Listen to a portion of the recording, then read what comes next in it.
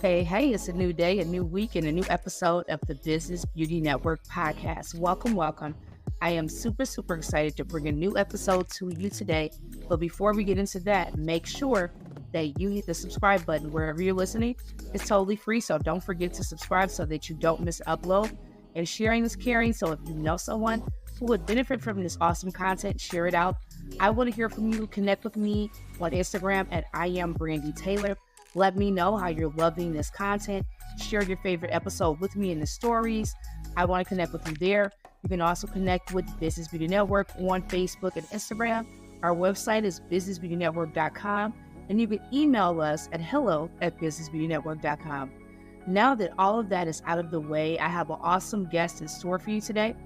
I had a great conversation with Sanae Williams of Sanae & Co. Sanae is an email marketing specialist, and I really had a great time just learning more about what she does. She's also a cosmetologist as well. And so she has a beauty background, but now she's serving entrepreneurs with their email marketing. And you know that's one of my favorite subjects to talk about, right? And if you don't know, you don't know. But I really enjoyed chatting up with her. It was like a girlfriend's conversation. She dropped some gems about Pinterest too. I think you're really going to enjoy this. She also left a freebie, so make sure you check the show notes, and I'll have all of her information and how you can get the freebie and everything in the show notes. But here is Sanae's bio. Sanae is a dope email marketing girlfriend hailing from Detroit, Michigan. Sanae is dedicated to empowering women business owners to stay consistent with their marketing efforts by elevating their email marketing game. Her done-for-you service gives CEOs time to focus on the things that give them life. I think you're really going to enjoy this episode, and Hey, welcome to the podcast. It is your host, Brandy Taylor, and we have an awesome guest today, Sanae Williams. Welcome, Sanae. Hey, girl, hey. Hey, I am super excited to have you on today. But before we learn more about you and all the awesome things you're doing with your business, tell us something about yourself that most people would not know. I'm an only child. Oh, really? Mhm. Okay. That's interesting. Now, how was that? Do you feel like your parents are, usually they say with only children, it's like terrible because I think those stereotypes are so wrong. I don't think I fit the stereotype of an only child. um, okay, okay. I think people used to, when they hear that, they go so crazy. People that said they want to be friends with only children. I'm like, why? Because they just assume you're like spoiled and all of that jazz. But I honestly think my parents would probably like to spoil me more. But I'm one of those people like, I got this. So no. Okay. Well, that's a fun fact. Thanks for sharing that, Sonae. So I know you have you're a marketing expert in email marketing, but you also have a beauty background. So tell us a little bit about your beauty story. So beauty is my first love. It is. Ever since I was a little girl, that's all I wanted to do was to be a hairstylist. Um I even went, so I'm from Detroit. And so I went to Crockett and everything because I was like, I'm about to be a hairstylist. But I ended up leaving that school and I went to a different high school. And I didn't let the dream die. Once I graduated from college, I actually went to cosmetology school. I'm licensed.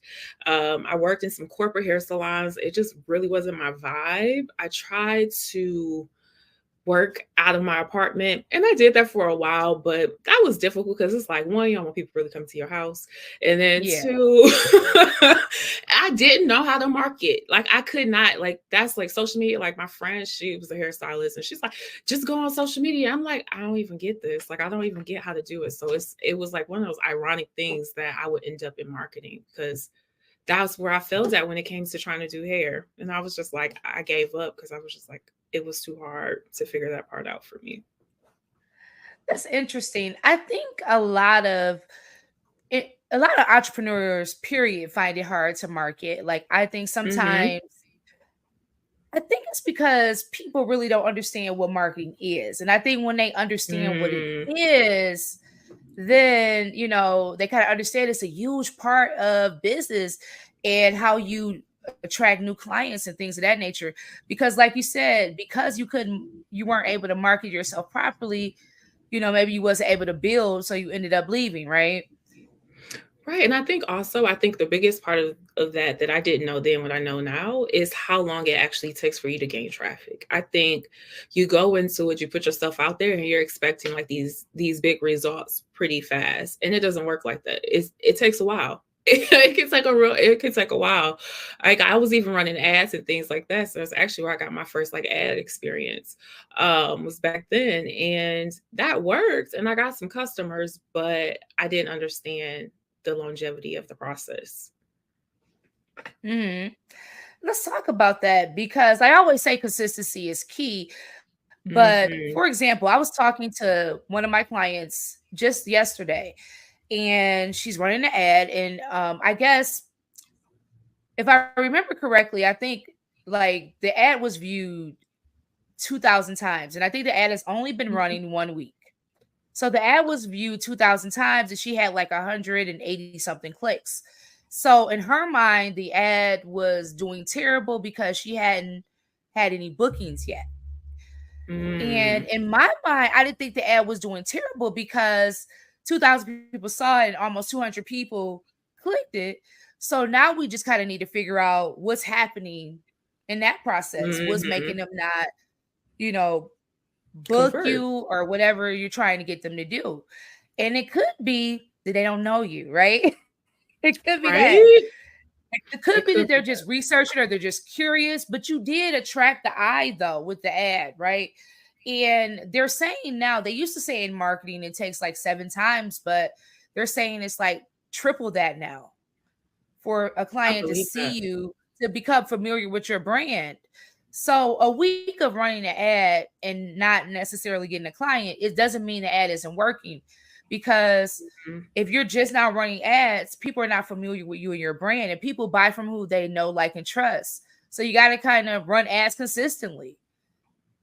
And then if you find that an ad is consistently not performing, like say for example, if you find that people are clicking and they're not buying or whatever, then that's another thing you need to look at. Maybe you need to look at the website, look at the link, look at like, can you change some things there? And then start playing with those things. If I'm But being that was honest, I think where they miss out at a lot of time is you don't have your email marketing in place. Because that's actually what that does. That's actually where a lot of people mess up at. I think that when you run ads, yes, she did get results. She did get eyes. So it was visually appealing to people and they were clicking in. They wanted to know more information. I think that is one of the biggest problems. I think even with organic traffic, people they start with social media and they think that that's enough for marketing, and it's not. That's just the tip of the iceberg. You have to have more things in place in order to actually convert people. Like you said, I definitely think it's way more than the 7 touches now. It Oh, seems like definitely. people have to touch a brand a whole lot of times, and that's where email marketing comes into place, and people don't have that set up. Because when people actually sign up for your email list, that's where they actually learn more about your business. That's where they learn more about you. That's when they learn, oh yeah, this is a person who I actually would like to work with. Like that's what that whole process is. I think it's the process that people have to reevaluate. It's the customer journey. It's and that's what she would need to reevaluate with her ad is, what is my customer journey and where are all the touch points after they click this ad? What are the touch points after this ad? Hmm. And that's something that most people aren't looking into because you just want to make money. You're like, I need these consultations. That's all I'm worried about. It doesn't work like that. Yeah.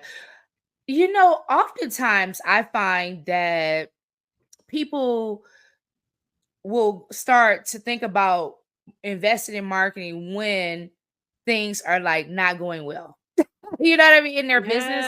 Like when Yes. things are not going well, they're like, oh my God, I gotta market. I Mhm. gotta do something. And at that time, they're expecting like instant results. They want it tomorrow. Like they want like, a full book of Mhm. clients tomorrow. And if you can't deliver that, it's like, well, marketing doesn't work. Yeah, you're behind the game. If you start to market your business when you need customers, then you're already behind. The most successful companies, they market all the time. And they also not only market, but they also have a sales pipeline in place too. I think we can't that's why marketing and sales are always connected. Um because they kind of go hand in hand together. They're not the same thing, but they do go hand in hand. And so the most successful companies, that's what they have. You're going to market consistently, and then you're also going to have that sales pipeline in place. And I think that if you're expecting to see results from any type of marketing, your ad or whatever, it's not going to happen. Like, in we have to think about it. The business world is growing, and it's growing digitally. So there are so many more businesses that are utilizing digital marketing, like we all are now. Like, you have to now. That wasn't necessarily the thing before, but now, since there's so many people, you have to think about it. The marketplace is overcrowded with all the businesses across all the industries, and we're all, using those same type of marketing tools. So no, you can't expect to book out your services today because you put some money behind an ad. It doesn't work like Exactly. that. It does not work like that, girl. It Girl. doesn't. Right, right. It does not. And I just wanted to clear that up because I think sometimes that's how people feel. And it's one of my goals is to Mm, help our community see the importance of that, the importance of promoting your brand, consistently putting yourself out there, consistently showing up and marketing your business. And email marketing is something that I have really been pushing lately. And so I want to kind of tell you some things that I've been hearing as I've been talking to people about email marketing and tell them that they need to do this more. I taught a class and I got a lot of questions about, well, what if they unsubscribe? Like, people are worried, like, I don't want to email them. What if they unsubscribe? If I start emailing my clients, I don't want to, bother them. What do you think about that? so there's a lot with that. So unsubscribes, like, if you want to go bye. Well, like, you don't have to be over here. Also, I think that sometimes we associate email subscribers and customers as the same thing, and they're not necessarily the same thing. Someone who's your customer, they may not want to be on your email list. That's why you ask them, do you want to be on my email list? Yes, if you get their email addresses, yes, you can add them to your email list. Technically, you can, but it's so important to ask people, do you really want to be on my email list? Because they may not want to be. If they're already your customer and they're consistent, especially, like, why do they need your emails? Like, they probably don't. So if they unsubscribe, like, it's no hurt feelings. And if this is maybe potential customers, even people who are not your customers, and they unsubscribe, no hard feelings. You don't want to be over here, it's okay. Because getting them off of your list is better for your engagement. It's better for you to actually end up in the inbox. If people who are not opening your emails, who are not clicking your emails, people who are not responding to the emails, you want those people off your list anyway, because they're not serving the purpose other than having like a large number. This is like going back to followers. Followers don't matter if they're not your customers. That large number doesn't help if you have 20,000 followers and nobody is commenting or liking your stuff. It's the same thing with email subscribers. Like, your open rate's going to be low, your click rate's going to be low, and that stuff impacts how you end up in the inbox or if you end up in the spam box, because Gmail, Yahoo, all of them, they're actually reading that information. So it's so, like, if they want to leave, let them go. Don't be worried about it. Only time you want to worry about is now if your whole list goes away, we got a problem. Okay, we Right, lose like a right. significant number, we have a problem. And that's very unlikely. But like, yeah, if your whole list goes away, I don't know what you done sent your clients, Right. What did you because say? what did you say? Because at the end of the day, if you are a service provider and you have regular people that you service, maybe twice a month, once a month, however often you see your clients, you provide their beauty services. They spend a certain amount of time with you on a regular basis. Mhm. Oftentimes they don't mind hearing from you, right? You're their stylist, you're their nail tech, you do their lashes, right? Oftentimes they don't mind hearing from you. So maybe that those one or two people, don't let one or two unsubscribes cause you to feel like email marketing doesn't work or you're bothering everybody. They could be Because if having a you think bad about day too. Like, sometimes right, people will just be like, I don't want this today. And then they be like, I ain't got no emails from you. Like, girl, because you want right. subscribe. Yep, yep. I can think about that someday. It could be like a bad day, like you said. You never know. Too So, much. but It's don't sensory allow that to overload. stop you from emailing your clients. And I want to really talk about that too when it comes to staying connected and staying top of mind with your clients. Tell us like some ways we could use email to stay connected, stay top of mind, and how often should we be staying connected? I think that's the frequency gets people too. Frequency is that's determined by your list. This is something that you have to study. This is something that you have to understand about them. This is something that will take time and practice because you can send too many emails and you start to get a lot of unsubscribes. And that's a big indicator. Say if when you increase how many emails you've been sending, you get a lot of unsubscribes. That's a great indicator, like, okay, you're doing too much.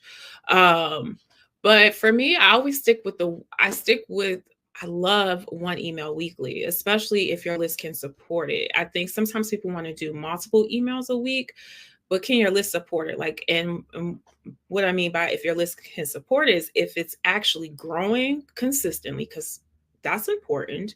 And if you have like a certain number of subscribers, if you're still under 1,000 subscribers, you shouldn't really send your list too many emails. Your list isn't large enough for that. The larger your list, the more emails you can send because then you can start to segment. And then when you get into segmentation, that's really learning the interest of people who are on your list and you're starting to send them different kind of emails to different subscribers at different times. And that's really important. That's how you get really great engagement. So that's one. I would stick to one email weekly. But the most important thing is actually consistency. So, like, don't introduce a vibe to your list that you're not going to stick with. So, if you're like, I'm about to email everybody once a week and then you fall off like that takes away from the experience of your customers and then also they start to expect it. I love when I get clients, I usually get them on a schedule. We usually send their emails like the same day, probably the same time. And what happens is people start to get used to that. They get used to that rhythm. And then when we're not in their inbox, they're like, what's going on?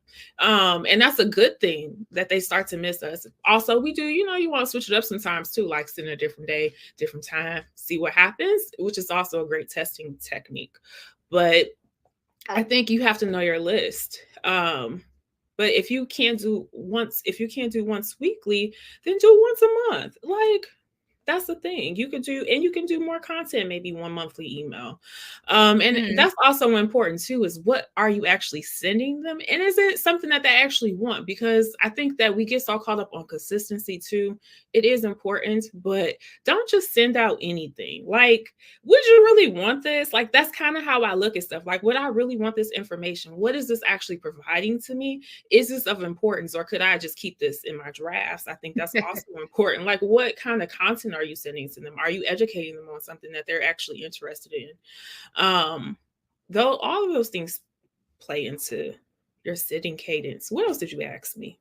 Now, what kind of like what type of emails should you be sending? Like, so if you're doing an email every week and maybe you're a stylist, right? Give us some examples of 4 emails for the month, for a whole month, like the month of April. What could we send out for April? So usually when it comes to content planning for me, I always start with I go through like a few social media calendars. And when I mean social media calendars, like the calendars tell you the social media holidays, because that's one way to get some ideas of like what's going on in the month and what can I play on? What can I play on with this? And you do want to do a variety of content. It's also going to be what do you offer as a stylist? I think also plays. If you're just a regular stylist and you don't offer products or any type of upsells, it's going to be a little bit harder for you to come up with different kind of content. But you can make it interesting, like April showers, like tell people how to protect their hair in the month of April. You could showcase what's your favorite, like a cute, I know they have like some cute little umbrellas or something like that, like the cute little things that you place over your head. We showcase the cute items that you love. Like, these are my favorite things off of Amazon to protect your hair from the rain. Like, you could do stuff like that. Like, that's an email. They'll be like, oh, I love this. If you sell products, which I think that all stylists should, you could upsell the product. You could highlight certain products. Like, this is my main product. We use this on everybody's hair. Like, you can order this down. that's a way for you to make extra money and also teach them something about the product. And you can even follow up. That would be another emails to follow up. So like introduce the product, and then maybe the next week you give them the benefits of the product and also ask them to buy the product again. So things like that you could do. Also always, it's time to book an appointment. Like, I have spots available. Don't be afraid to tell them you got spots available. Like, come on you in. always see that on social media. They'll post it there, but you know the algorithm, you don't know how many of your actual clients are going to see it. Right? Yes. Like, email it to them. That way you know it hit their email box. And even, okay, and also, I'm going to go ahead and give y'all this right here. Use SMS too. Email and SMS goes together. So send in the email, send in the text, and see where your audience responds best to. But it's also good to do both, because that also gives you a way to do maybe two different types of messaging in the week. So you can maybe send an email and then send a text as well. Things like that. So help. And I'm not talking about your text messages that I be seeing these screenshots of that be crazy. I'm talking about like an actual marketing message. Yeah. No, you cannot come to your appointment and I'm not giving you a refund. Not that type of text message. But none of that. Right. Come on in. Be nice to your customers. Definitely. Yeah. And I think sometimes, like, I think some of them will text, and I think text is something more and more stylists are using, but the email people really sleep on. And I don't get a lot of text either when it comes to like using either email marketing or SMM to stay connected with your client. And I think that's all you're doing, because if you don't ever email them, like say they come get their hair done and you never stay connected, they may find somebody else or something else may happen, or you never know, they may forget about you or whatever it may be. So you want to stay top of mind. And I always think of Fashion Nova. Like they're always used because they're always in your inbox. They're always in your text messaging. They're in both. They're staying top of mind. Like you probably are on the list. You probably get the text. You probably get the emails. Like think what the big businesses are doing and do that for your business. Yeah, we got to make sure we're staying connected. Like we got to do that. We got to stay connected. It's not just about getting them in there. It's about keeping them coming back. And but that's another thing with the customer service piece too. I want to kind of talk to you about that, because I know you're in the industry, right? And I feel like as much as we help them market and attract clients and all of those things, how do they keep them? Like, I think, how do we bring the service back, into the whole situation? The customer service. Right. I mean, people have to be nice. I think being kind goes a long way. Treating people how you want to be treated.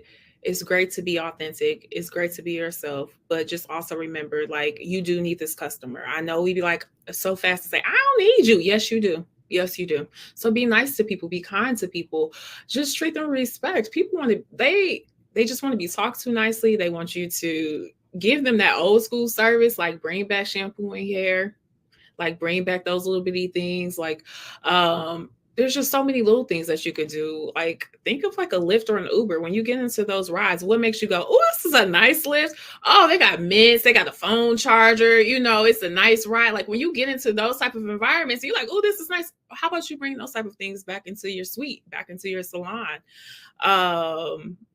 Little things. I think we got to get back to, I think we are in a new generation, but we need some of that old school back. Like, people used to love going to their hairstylist, like, because it was like, that was their therapeutic moments.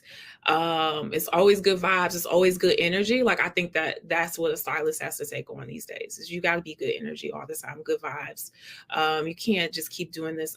Every time I see them screenshots in the shade room where somebody is like telling them no refunds, that bothers me, because it's like, what are we doing? And you're making the whole industry look bad. And then when you read through the comments, the comments across the board say the same thing. And it's just like, we got to go back to actually realizing that we are beauty professionals. Like, we are actual Mm-hmm. professionals. Like, this is our business.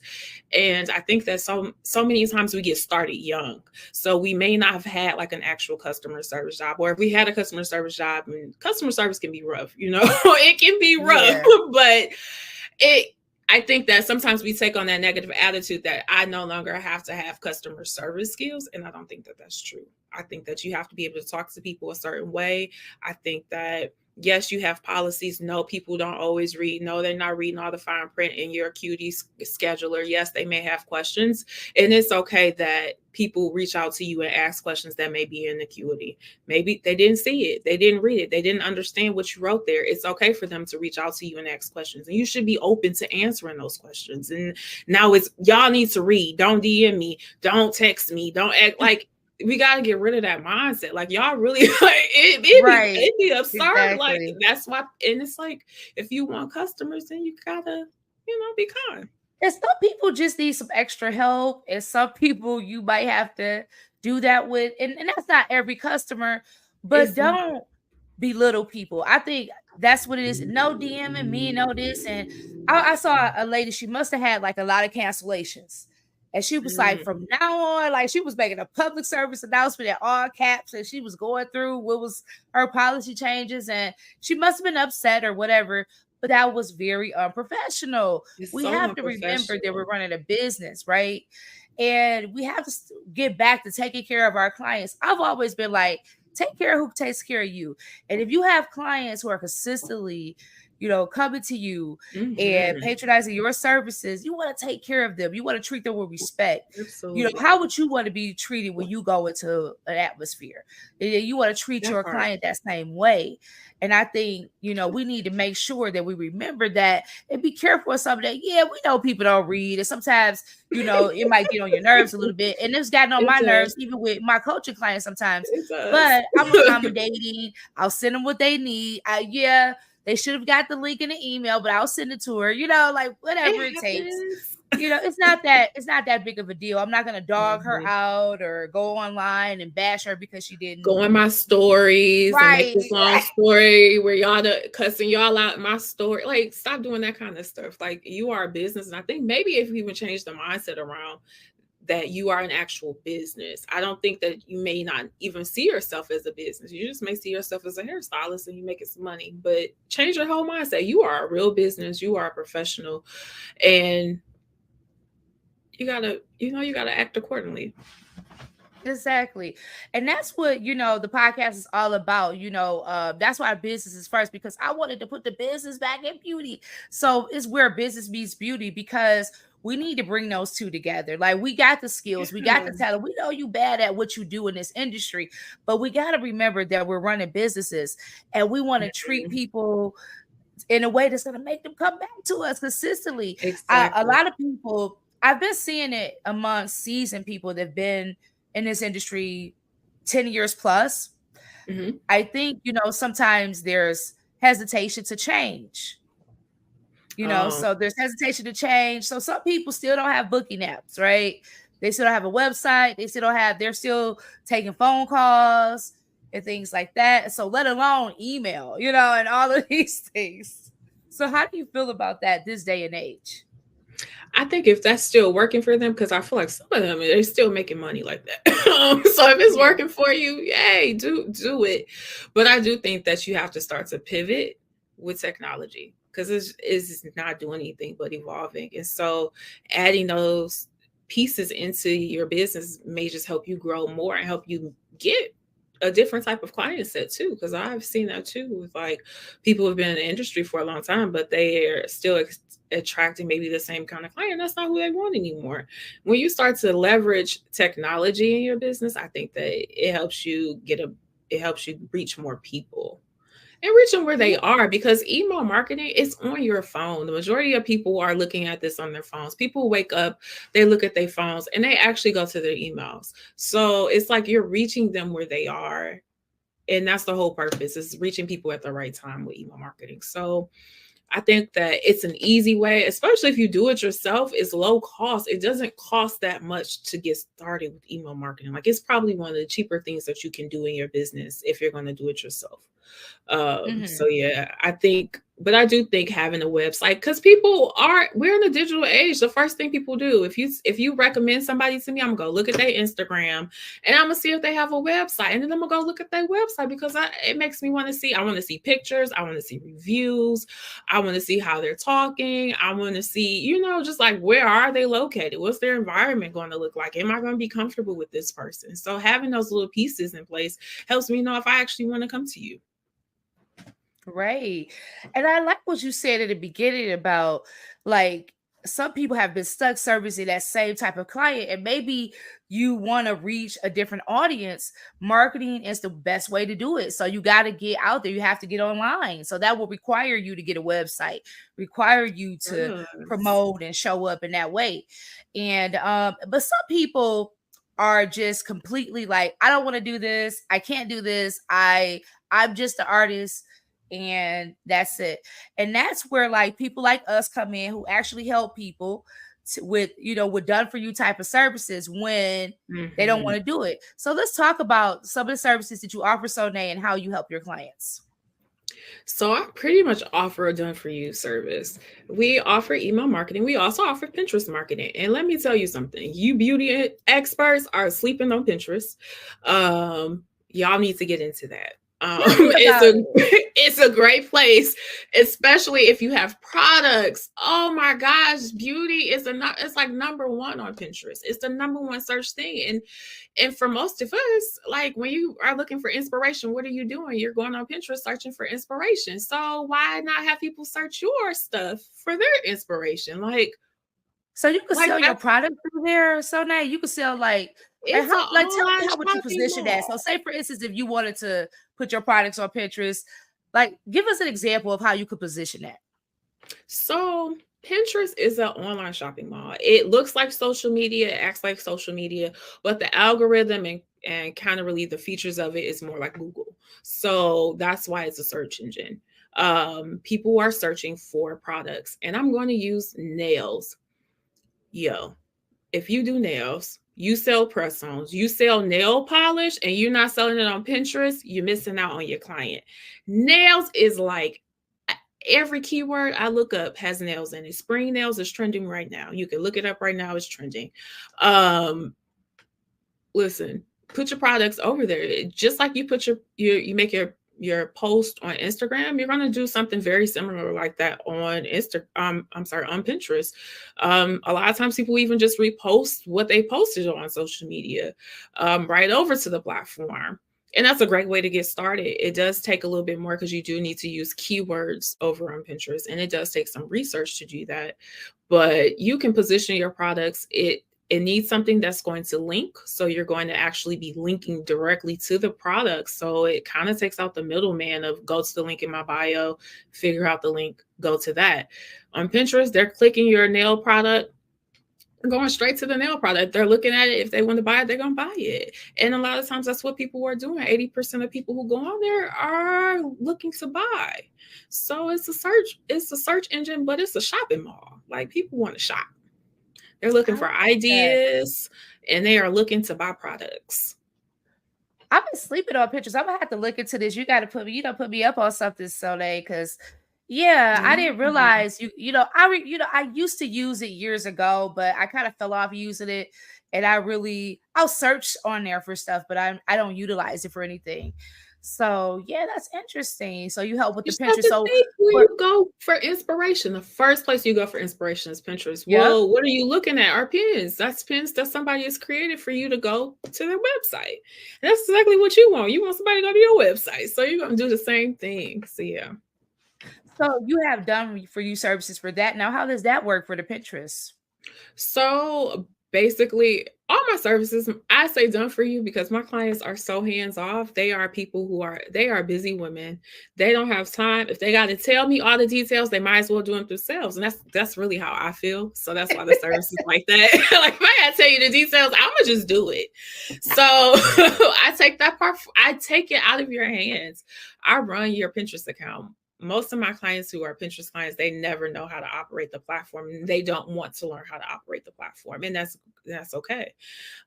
So I create the pins for them. I create the pin descriptions, boards, covers, keywords. I do the research behind it. I pin for them. We have packages where we pin like 5 times a week for people, or we pin every single day for people. We run Pinterest ads. Like you talked about ads. Now, if you want to talk about some ads, Pinterest ads are way better than Meta ads and Google ads. I'm just telling y'all. Oh, and TikTok ads. Like okay. Pinterest is the best ad platform if you really want to get discovered.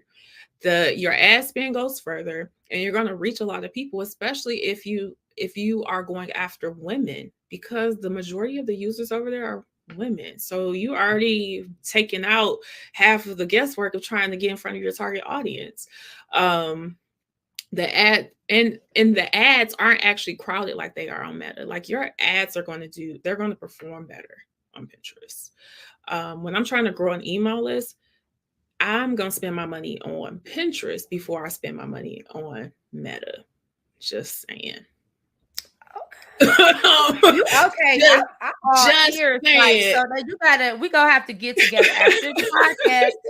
I want to know some things. It's a place that you want to be. If you haven't heard much about it, Walmart, Target, Macy's, Amazon, all the big stores, where are they running ads at? They run them on Pinterest.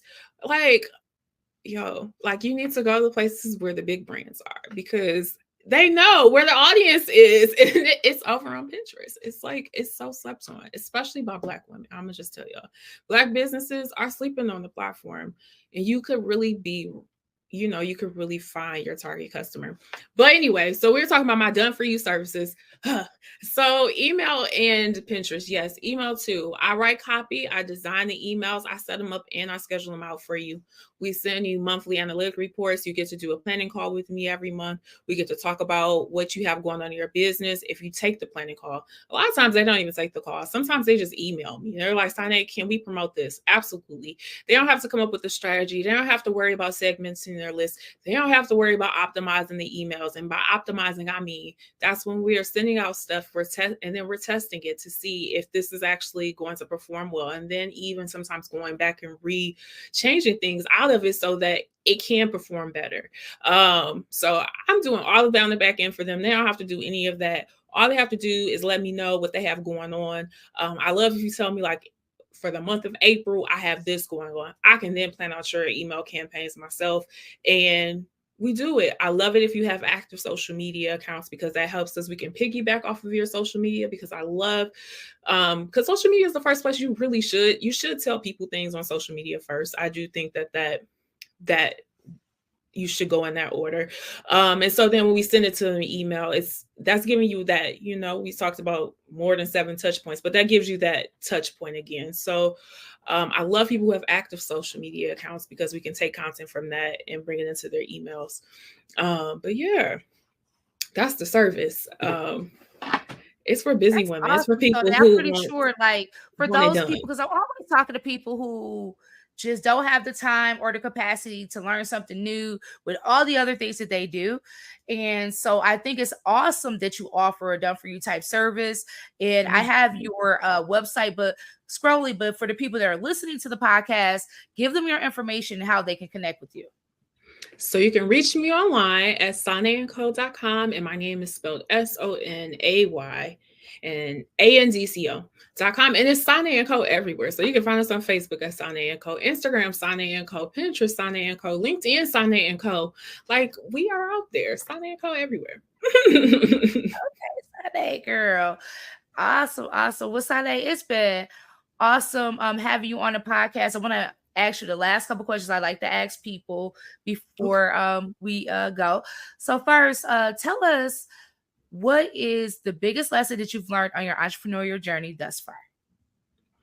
Oh my gosh, the biggest lesson has definitely been, it's a whole person experience. I didn't realize everything that was wrong with me was going to come surface back up when I became a business owner. And I had to work through everything, and I'm working through everything because it shows up and it impacts your business in every single way.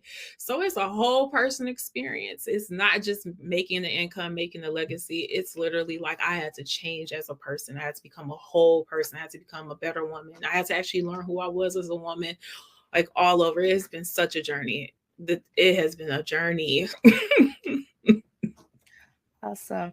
What would you say your favorite business tool is to use for your business? Man, I guess the first thing that came to my mind is Canva. Girl, Canva is the tool. When it's I tell Bay. you, it is Bay. Like Canva I is use it for Bay. everything. Yep. It's Bay. Like, I mean, yeah. Awesome. Awesome. Well, Sunday, it's been so great having you on. Do you have anything else you want to share with us today before we go? I don't. Thank you for having me. And I want to apologize. Why is Sane? I feel so bad, Sane. I've been messing your name up all day, but Sane, get it right, y'all. Sane.